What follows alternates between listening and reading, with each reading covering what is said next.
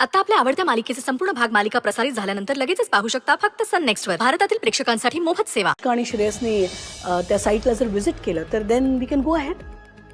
What do you think? Why not? Sure. बेटा अनुष्का या okay dad, ठीक आहे. गुड. उद्याच बघता येईल?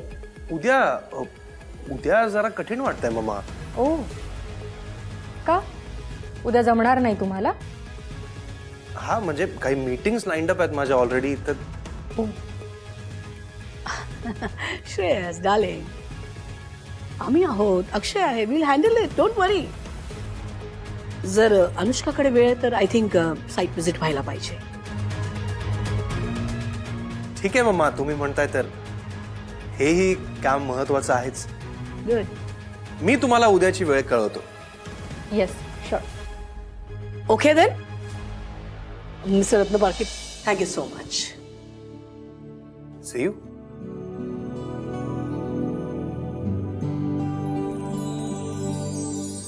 C you.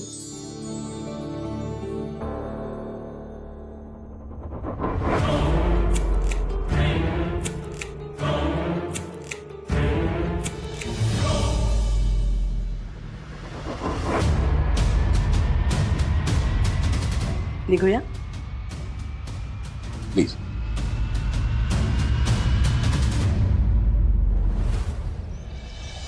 I am really very happy. I mean आम्हाला माहिती होतं रत्नपारखींबरोबर बिझनेस डील क्रॅक होणार, पण इतक्या पटकन इतकी चांगली ऑफर ते देतील हे वाटलं नव्हतं आम्हाला. पण मम्मा, पेपर्स न वाचता सह्या करणं मला पटलेलं नाही. आपण लीगल डिपार्टमेंटशी एकदा बोलायला हवं होतं. Shreyas, come on, relax and trust your Maugham. आजपर्यंत आम्ही खूप डील्स साईन केले आहेत. हे बघ, टर्म्स अँड कंडिशन्स काहीही असू दे, त्या आपल्या बाजूने कशा वळवायच्या त्या आम्हाला चांगलं माहिती. आणि यू नो व्हॉट बेटा, रत्नपारखींबरोबर आपलं पहिलं डील आहे. जोपर्यंत त्यांच्याबरोबर आपलं बिझनेस रिलेशन डेव्हलप होत नाही ना, तोपर्यंत पुढे त्यांच्या कलेने घ्यायला हवं. पण मम्मा, म्हणून त्यांच्या सगळ्या अटी मान्य करणं चुकीचं नाहीये का? आपण एकदा विचार केला असता, नीट डिस्कस. श्रेयस माय डार्लिंग, आता तू त्या गोष्टींचा विचार करू नकोस. उद्या साईट व्हिजिट आहे, त्याचा विचार कर. अनुष्का रत्नपारखी बरोबर असणार आहे, तिला कसं इम्प्रेस करशील ह्याचा विचार कर.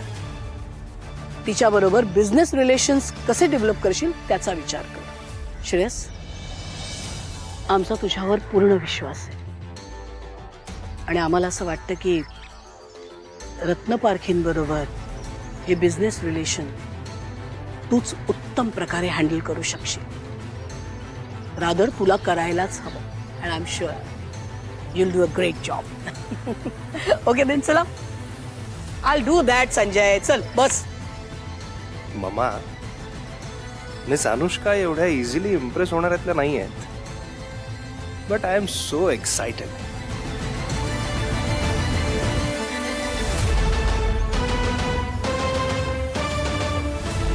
काका, यशोधरा सरनाईक हवेत असेल ना आता? ऑफकोर्स. पण डोंट यू थिंक आपण तिला प्रोजेक्ट हेड केलंय, यात खूप मोठी रिस्क आहे. कसं आहे ना बेटा, प्रोजेक्ट हेड म्हणून यशोधराचं जरी नाव असलं ना तरी सगळ्या पॉवर्स तुझ्या हातात आहेत. ऑफकोर्स तशा टर्म्स कंडिशन्स आपण साईन करून घेतल्यात, सो डोंट वरी.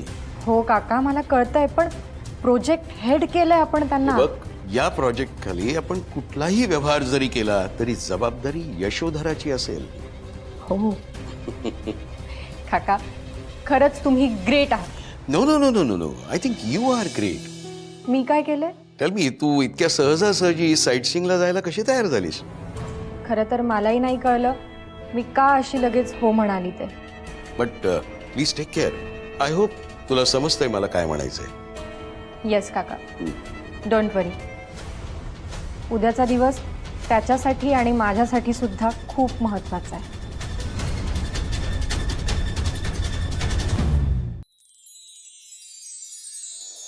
आई, आज मला यायला जरा उशीर होईल ग. बाबांना डॉक्टरकडे नेशील प्लीज?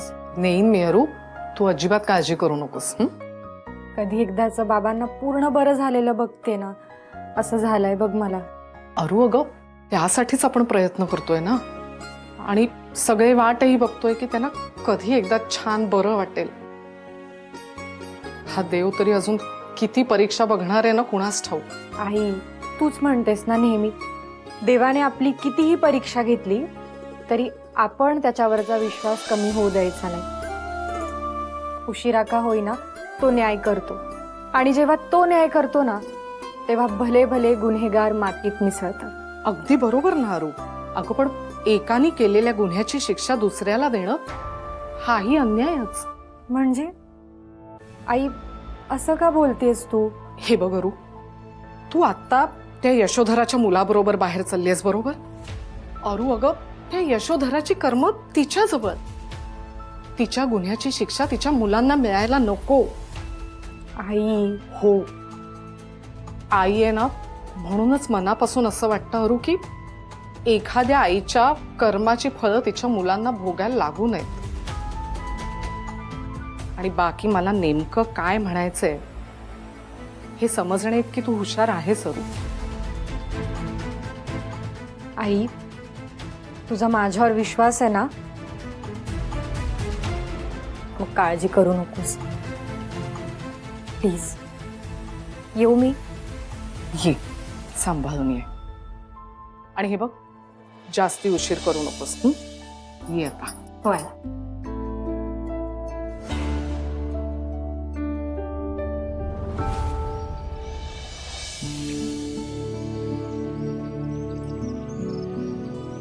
अरे वा मिस अनुष्का, तुम्हाला बघून वेळ सेट करता येईल. येस ऑफकोर्स, सगळ्या गोष्टी वेळेतच झाल्या पाहिजे. आपण वेळेची कदर केली नाही तर वेळ आपली कदर करत नाही. राईट. Let's go. या शुअर. या.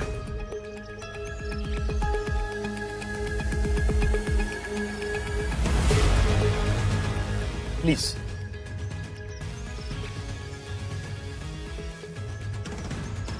थँक्यू. वेलकम. या न्याय अन्यायाच्या युद्धात माझ्या आराध्याचा अभिमन्यू तो होणार नाही ना. कुठे घेऊन जाणार आहे हे सगळं काय माहित.